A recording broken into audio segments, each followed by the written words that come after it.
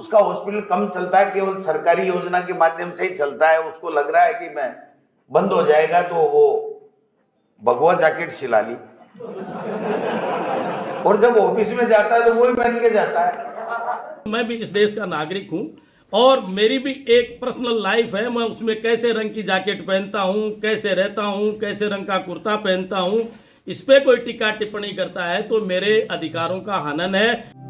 ऋतु IVF, अब good news confirm है। अब हर महीने की 20 तारीख को आपके शहर सीकर में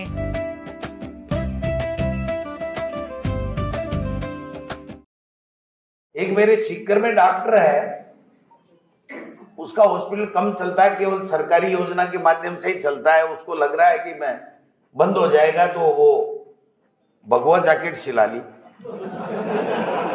और जब ऑफिस में जाता है तो वो ही पहन के जाता है। तो एक दिन मैंने कहा, डॉक्टर साहब ये चक्कर क्या है, ये एक ही है, चक्कर क्या है, आप तो पैसे वाले आदमी हो, 5-7 जैकेट करा लो। बोलो, जब कर्मचारी अधिकारियों के पास जाता हूं ना तो ये लाइसेंस है कि मैं बीजेपी का हूं। आज जो हमने प्रेस कॉन्फ्रेंस रखी है वो इस विषय में रखी है कि माननीय प्रदेशाध्यक्ष जी ने भगवा शब्द को लेकर के बहुत ही गलत तरीके से उपहास उड़ाया है। उनके बोलने पर काफ़ी लोग हंस रहे हैं, वो खुद भी मुस्कुरा रहे हैं और कुछ तालियां इस तरह बजाई जा रही हैं कि ये भगवा शब्द कोई इस तरह का शब्द है जिसको लेकर के उन्होंने किसी विशेष जगह को या विशेष लोगों को, विशेष समुदाय को टारगेट करना चाहा है। तो हम उनके इस कृत्य की निंदा करते हैं। और उन्होंने पर्टिकुलर ये बोला कि एक डॉक्टर हैं सीकर में जिन्होंने भगवा जैकेट सिला रखी है और उनको मैंने ये कहा, हालांकि मेरी उनसे कभी इस संबंध में वार्ता नहीं, लेकिन उन्होंने ये कहते हुए कहा है कि मैंने उनसे पूछा कि आप तो इतने पैसे वाले हैं, आप ज़्यादा जैकेट क्यों नहीं सिला लेते। तो मैं ये कहना चाहता हूं कि मैं भी इस देश का नागरिक हूं और मेरी भी एक पर्सनल लाइफ है। मैं उसमें कैसे रंग की जैकेट पहनता हूं, कैसे रहता हूं, कैसे रंग का कुर्ता पहनता हूं, इस पे कोई टिक्का टिप्पणी करता है तो मेरे अधिकारों का हनन है। इसके अलावा उन्होंने ये कहा कि वो जैकेट पहन करके लोगों के काम करवा रहे हैं, तो क्या किसी जनता के, आमजन के कार्य कराना कहीं गलत है?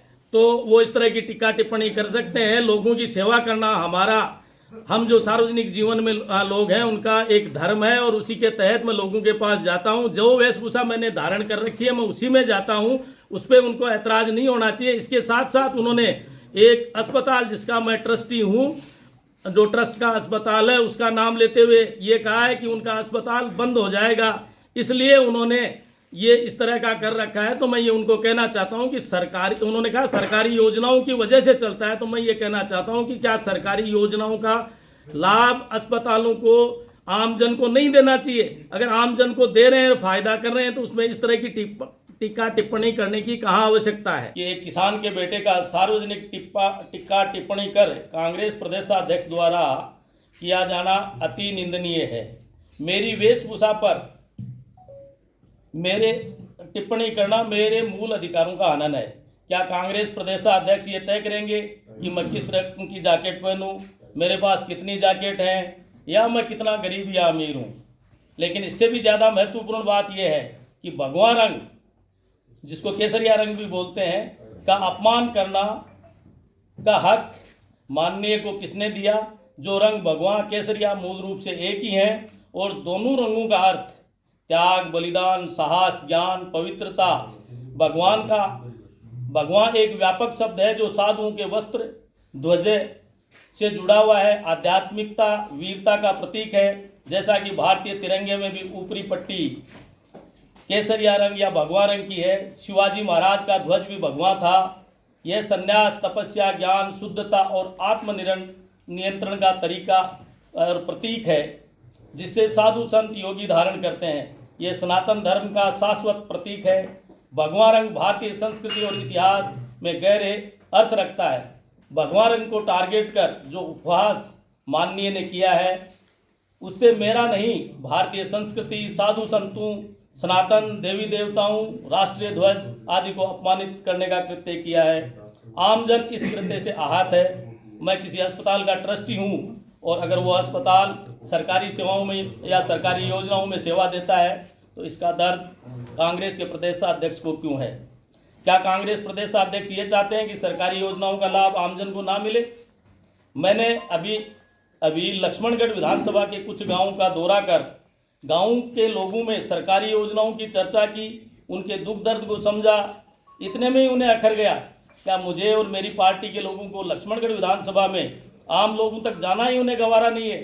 मुझे ऐसे प्रतीत होता है कि उन्हें कोई डर है, अंदर ही अंदर सताने लगा है। माननीय, अभी तो विधानसभा के चुनाव काफ़ी दूर हैं, इतना क्यों डर रहे हैं? रहा सवाल अधिकारियों से आमजन के काम, अटके हुए काम करवाने का, इससे कांग्रेस के पेट में दर्द क्यों हो रहा है भाई?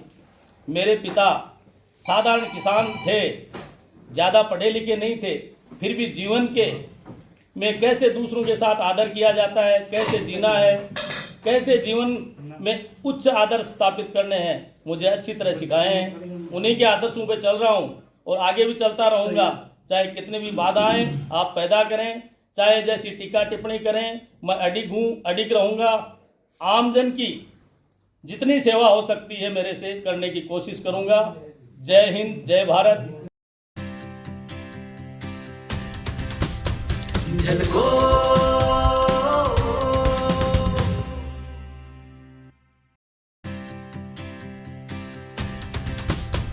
झलको